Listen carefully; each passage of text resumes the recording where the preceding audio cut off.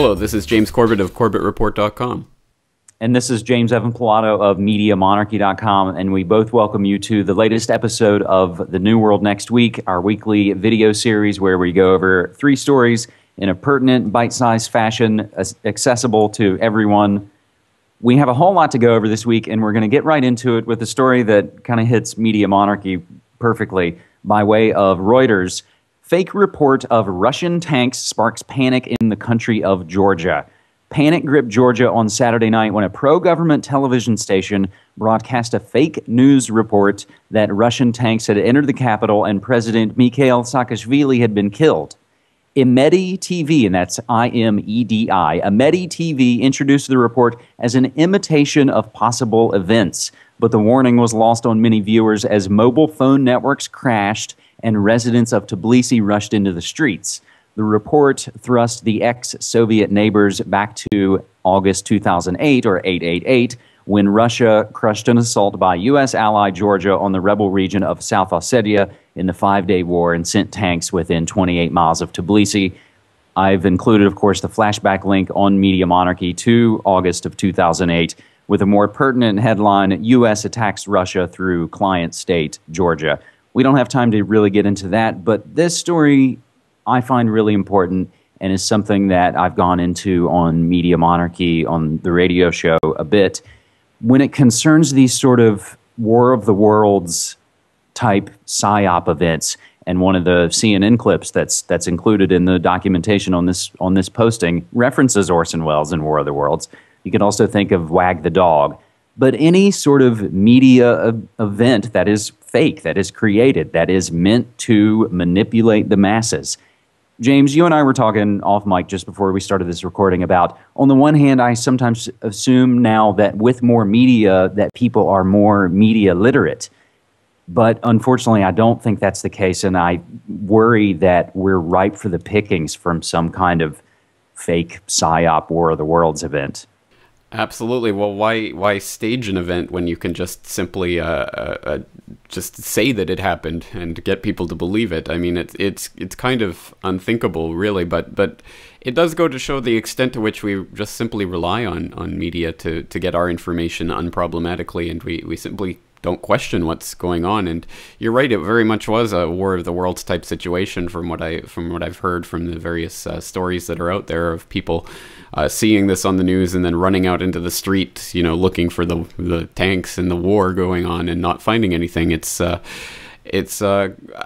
least probably a good wake-up call for the people in Georgia that this type of thing goes on. But certainly it goes on in the West too, and I'm sure we've all seen. There was an early Alex Jones movie where there was some sort of news report going on about a fake drill that was being done. I can't remember what type of drill, some sort of like explosives were going off in Austin or something like that, but it was a fake report that was being put across the news as being real, and he went and bullhorned it. So, well, and I think in that case, as the same as in this case, that it's very important for us to not, crash it if we can, or at least bring attention to these fake events being pulled off. That's exactly right. We have to, we just can't sit back and just accept this sort of thing. We have to expose the fraud when it happens. So it's a good thing that some attention has been brought to this particular case, especially given that Georgia is just the U.S. client in the region. So it's good to see that even the U.S. media is picking up on this story a little bit. So for our second story, we haven't covered economics issues, I don't feel, very recently here on The New World Next Week. So I think it's incumbent that we do, and especially in this case. Allgov.com asking the question, what did Geithner know and when did he know it? Lehman Brothers managed to conceal from the outside world a multi-billion-dollar mess that was years in the making, according to an audit investigation released last week that I believe runs in the neighborhood of 22,000 plus pages.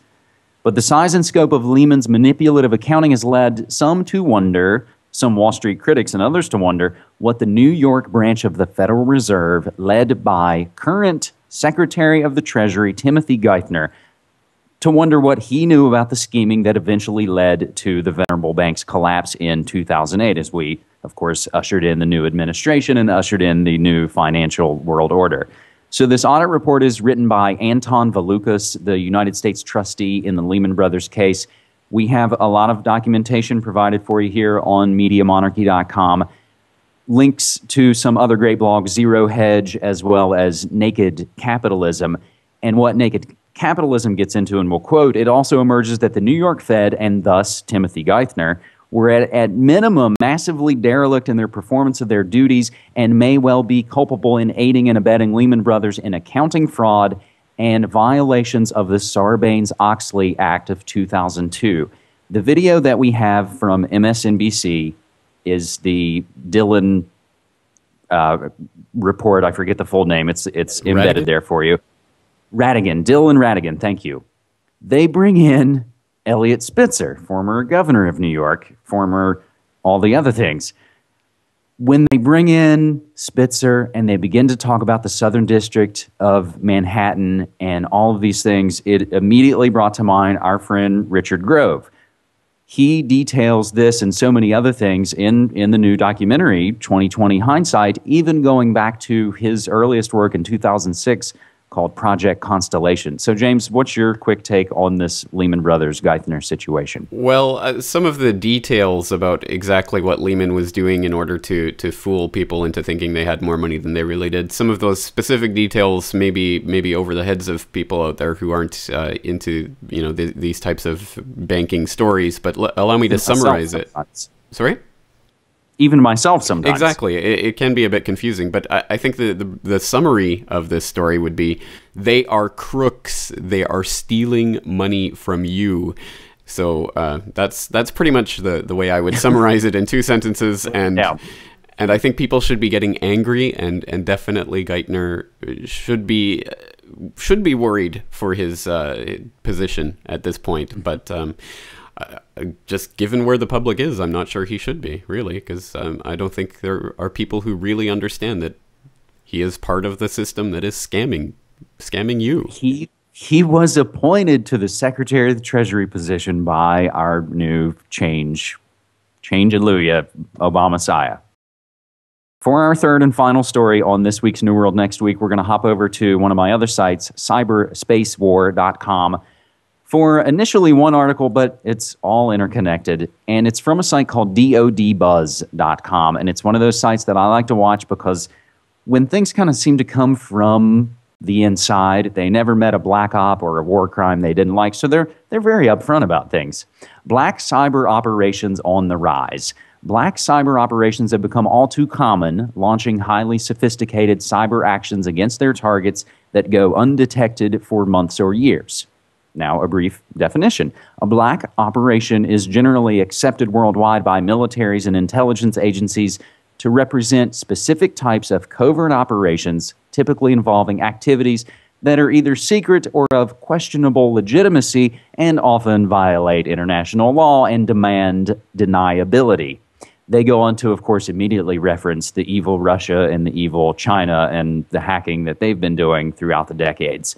But the interesting thing, and what this article references, and what the BBC piece also references, fielding a cyber army, again, talking about Cybercom, and we've discussed this many times, fight the net.